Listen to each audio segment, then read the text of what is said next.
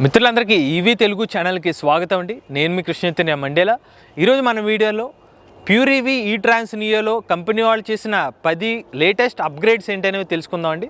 Already మనం ఈ Pluto 7G మీద అప్గ్రేడ్ వీడియో ఒకటి చేయడం జరిగింది. వ్యూవర్స్ ఏదైతే కోరిక మేరకు అయితే మనం చేయడం జరిగింది. ఇప్పుడు కొంతమంది ఈ ట్రాన్స్ నియో కూడా అప్గ్రేడ్ చేశారు, దీని మీద వీడియో చేయమని అడగడం జరిగింది. దానికోసం మనం అప్గ్రేడెడ్ ఈ ట్రాన్స్ నియో అయితే మీ ముందుకు తీసుకురావడం జరిగింది. ఈరోజు ఇందులో ఉన్న 10 అప్గ్రేడ్స్ అయితే తెలుసుకుందాం.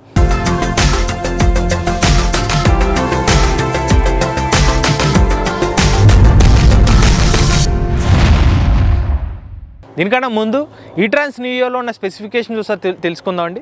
దీని టాప్ స్పీడ్ 60 కిలోమీటర్లు, మోటార్ సామర్థ్యం 1.5 కిలోవాట్లు, అలానే ఒకసారి ఛార్జ్ పెడితే 120 కిలోమీటర్ల రేంజ్ ఎకో మోడ్లో వస్తుంది. అలానే ఛార్జింగ్ సమయం 4 నుండి 4.5 గంటలు.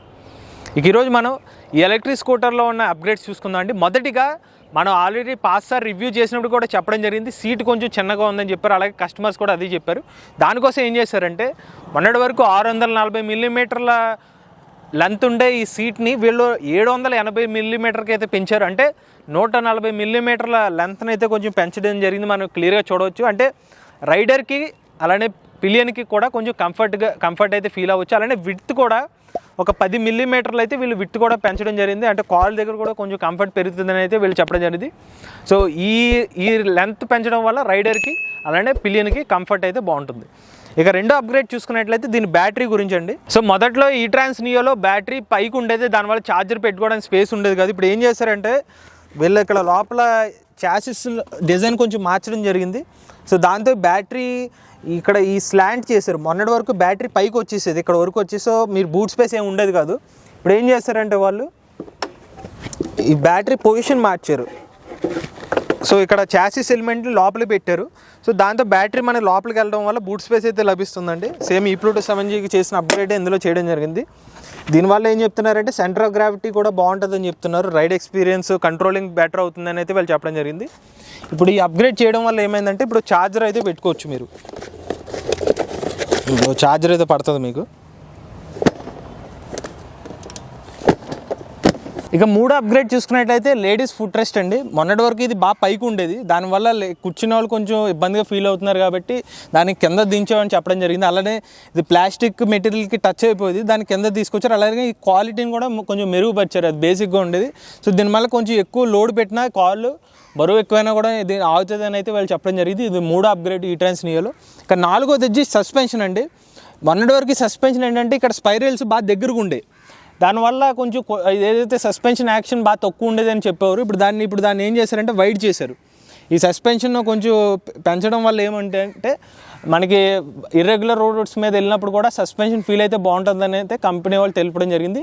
ఇంకోటి ఏంటంటే ఇది ఎక్స్పెరిమెంట్ అని చెప్తున్నారు. ఉదాహరణకి పాత సస్పెన్షన్ ఇది 2 వేస్తాం అంటున్నారు డీలర్కి. ఎక్కువ ఫీడ్బ్యాక్ ఏది వచ్చిందో దాన్ని బట్టి అది కంటిన్యూ చేస్తామని అయితే ఈ కంపెనీ వాళ్ళు తెలపడం జరిగింది. ఇక ఐదోది ఏంటంటే ఇక్కడ స్వింగ్ ఆర్మ్ యొక్క గార్డ్ ఇది. ఈ స్వింగ్ ఆర్మ్ గార్డు ఈ ట్రాన్స్ నియో పాత వర్షన్లో డిఫరెంట్గా ఉండేది దీని లుక్ అనేది. దాన్ని ఇప్పుడు ఏం చేశారంటే కొంచెం లుక్ కూడా మార్చడం జరిగింది. సో ఈ ముందు వైపు వెనక వైపు కూడా స్వింగ్ ఆర్మ్ లుక్ మార్చి కొంచెం ప్రొటెక్షన్ పరంగా కూడా బాగుంటుందని అయితే వీళ్ళు చెప్పడం జరిగింది. ఇది 5వ అప్గ్రేడ్. ఇక 6వ అప్గ్రేడ్ డాష్ బోర్డ్ గురించి అండి.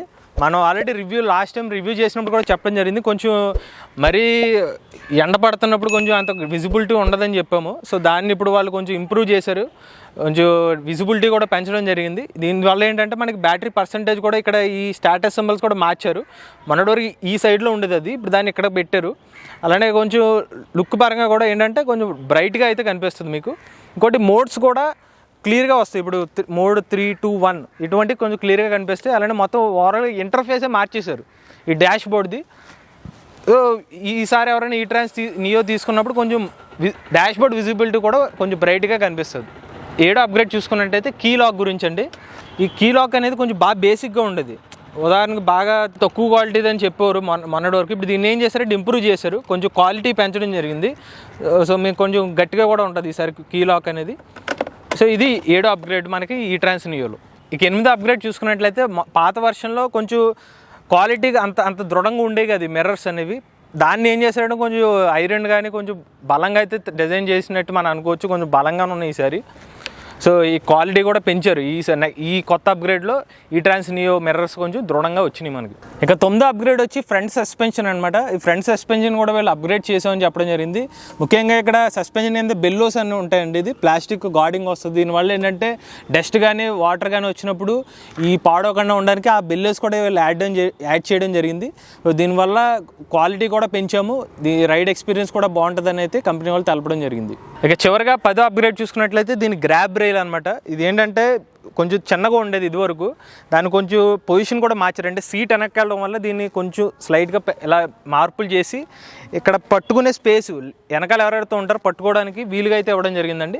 సో ఇవి పూర్తిగా ప్యూర్ ఈవీ ఈ ట్రాన్స్ న్యూ ఎలక్ట్రిక్ స్కూటర్ యొక్క 10 అప్గ్రేడ్లు. సో ఓవరాల్గా నా ఎక్స్పీరియన్స్ కూడా మీతో షేర్ చేసుకుందాం అనుకుంటున్నానండి. నేను ఇది ఒక 20 కిలోమీటర్లు అయితే నడపడం జరిగింది. ఈ అప్గ్రేడ్ షోరూమ్ దగ్గర నుంచి ఇక్కడ దాకా లొకేషన్ తీసుకొచ్చాను. ఈ 20 కిలోమీటర్లు నాకు అనిపించింది ఏంటంటే మొదటిది సీట్ అయితే కొంచెం కంఫర్ట్ అయితే లభిస్తుందండి.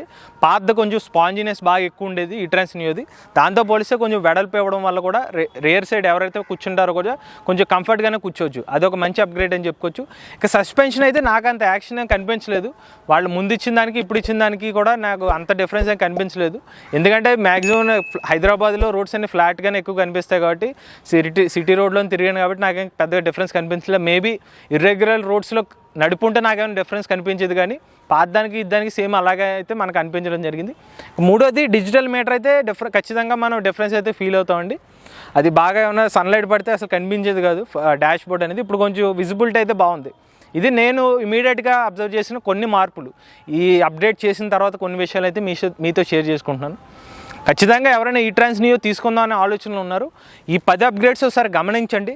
ఈ అప్గ్రేడ్స్ జరిగినాయి అని భావిస్తే మాత్రం ఎలక్ట్రిక్ స్కూటర్ని తీసుకోండి. అలానే ఎటువంటి ఎలక్ట్రిక్ స్కూటర్ కొనుక్కునే ముందైనా ఖచ్చితంగా టెస్ట్ రైడ్ చేయండి. ఈ స్కూటర్ అనే కాదు, ఎటువంటి ఎలక్ట్రిక్ స్కూటర్ అయినా 1 కిలోమీటర్ 2 కిలోమీటర్లైనా గతుకుల రోడ్లో నడిపిన తర్వాతే, మీకు ఆ ఎక్స్పీరియన్స్ నచ్చిన తర్వాతే ఆ వెహికల్ తీసుకొని కుదిరితే కస్టమర్ రివ్యూలు చూసిన తర్వాతే తీసుకోండి. ఇటువంటి జెన్యూన్ ఇన్ఫర్మేషన్ కోసం ఇవి తెలుగు ఛానల్ని తప్పకుండా సబ్స్క్రైబ్ చేసుకోండి. ఫాస్ట్ అప్డేట్స్ కోసం మన ఫేస్బుక్ పేజ్, వెబ్సైట్ ఇంకా టెలిగ్రామ్ గ్రూప్ని ఫాలో అవ్వండి. Go green, go electric.